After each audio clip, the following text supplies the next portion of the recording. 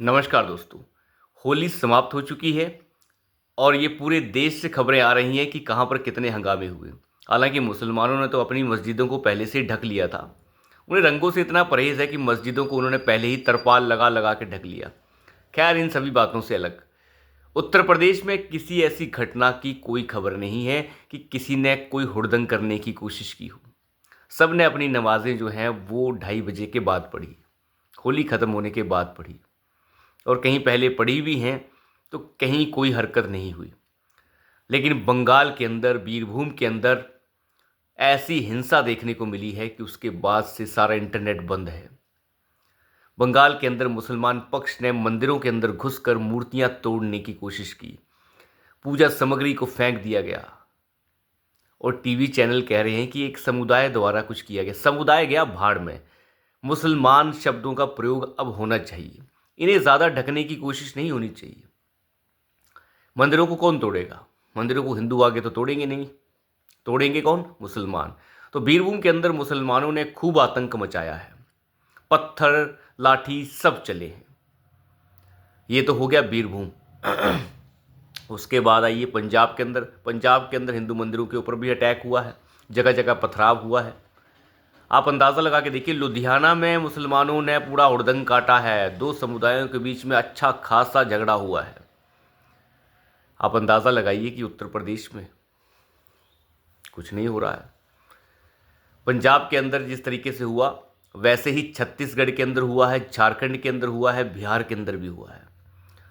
और बिहार के अंदर तो एक एएसआई पुलिस वाले की मौत भी हो गई। उसके सर पे इतनी चोटें आई कि उसके बाद वो ऊपर ही चला गया। अब अंदाज़ा लगाइए, इन सभी राज्यों में हुड़दंग मचा। हाँ, एक हुड़दंग अहमदाबाद में भी मचा, लेकिन वो एक अलग कैटेगरी का है। वो एक शराबी की वजह से हो रहा था। उसे आप साइड पे रख दीजिए। लेकिन आप देखिए, उत्तर प्रदेश में कोई हुड़दंग नहीं है। सारे दलाल इंतजार में थे कि उत्तर प्रदेश में कुछ हो जाए, लेकिन उत्तर प्रदेश में कुछ नहीं हुआ। जहां बंगाल में हुआ, पंजाब के अंदर हुआ, बिहार के अंदर हुआ, झारखंड के अंदर हुआ, कोई कुछ नहीं बोल रहा है। सब चुप बैठ जाते हैं, शांत बिल्कुल। क्योंकि ज़्यादातर वहां पर इंडी गैंग के लोगों की सरकारें हैं, और इंडी गैंग के लिए बोलना अच्छा नहीं लगता किसी को। बहुत दलाल पत्रकार हैं भारत के अंदर, और दलाली का पैसा और दलाली की रोटी तोड़ने वाले, रवीश कुमार से लेके अभिसार, फलाना ढमकाना, धान गेहूँ, ये जो आपका वाजपेयी और पता नहीं किस टाइप के लोग, ये बहुत सारे हैं। क्योंकि इन दलालों के जो व्यूअर्स होते हैं ज़्यादातर, वो आप ये कह सकते हैं कि या तो मुसलमान हैं, या तो भारत विरोधी हिंदू हैं। भारत में बहुत सारे हिंदू हैं जो भारत विरोधी हैं, जिन्हें अपने आप को हिंदू कहने में शर्म आती है, जिन्हें हिंदू नहीं अच्छा लगता।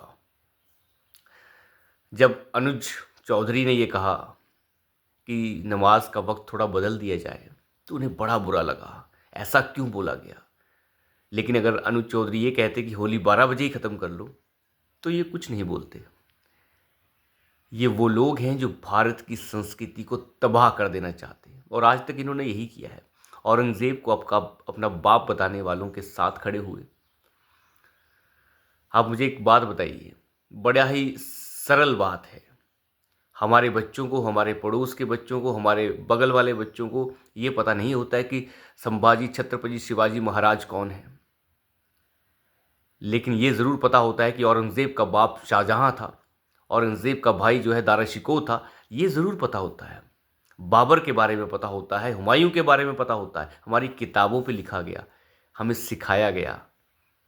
पिछले 70 साल से हमारे बच्चे वही किताबें पढ़ रहे हैं, क्योंकि आज़ादी के बाद कठमुल्लों को हमारा शिक्षा मंत्री बनाया गया।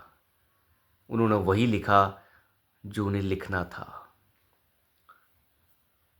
अपनी जड़ों से कट गए हम। हमें ये भी नहीं पता कि सिखों के 10 गुरुओं का किस तरीके से बड़ा योगदान रहा।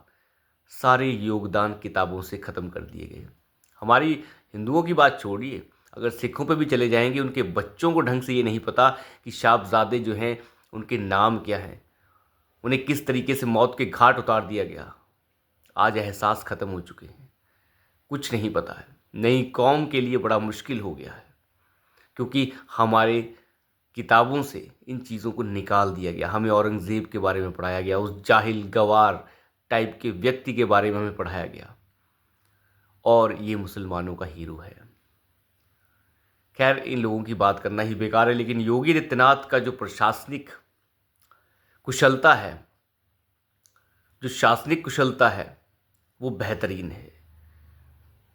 किसी की मजाल नहीं हुई है। और योगी आदित्यनाथ ने एक कार्यक्रम के दौरान 1-2 दिन पहले इस साफ कहा कि मुझे गर्व है कि मैं हिंदू हूं, मुझे हिंदू संस्कृति पर गर्व है, और एक दिन पूरे विश्व में भगवा लहराएगा। कितनी बड़ी बात है। इस बात को सुनने के बाद कईयों के सीनों पे सांप लौट गए होंगे। बहुत दलाल हैं भारत के अंदर। 140 करोड़ हिंदू रहते हैं, मतलब हिंदुस्तानी रहते हैं, तो उसमें से आप मान लीजिए 40 करोड़ तो इस देश को तोड़ने वाले हैं, जिसमें से कौन कौन सी वैरायटियाँ हैं वो आप मिक्स कर लीजिए। बाकी 100 करोड़ हैं बेचारे, वो देश को चला रहे हैं।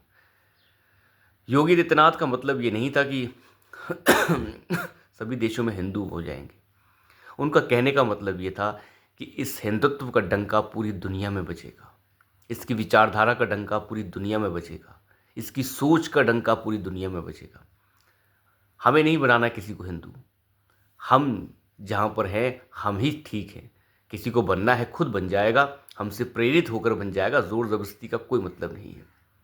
लेकिन हिंदुत्व का डंका बजेगा, और मैं हिंदू हूँ, भगवाधारी हूँ, ये बातें बोलना आज से 10 साल पहले आप कह सकते हैं कि कभी कोई इस तरीके की कोई सोच भी नहीं रख सकता था, कोई कल्पना नहीं कर सकता था कि कोई इस देश के सबसे बड़े प्रांत का कोई मुख्यमंत्री इस तरीके से कहे। सबसे बड़े प्रांत छोड़िए, इस देश के अंदर इस तरीके की बात करने की कोई प्रचलन ही नहीं था, कोई प्रचलन नहीं था। लेकिन आज ये प्रचलन है। उन्होंने अपनी लकीर इतनी बड़ी खींची है कि उसके सामने सारी लकीरें छोटी हैं। कोई भी आ जाए उस लकीर को छोटा नहीं कर सकता। प्रशासनिक कुशलता, शासनिक कुशलता उन्होंने करके दिखाया है। केवल भगवा पहनने से सब कुछ नहीं हो जाता, उन्होंने उसे साबित करके दिखाया है। तो अभी के लिए इतना ही। धन्यवाद।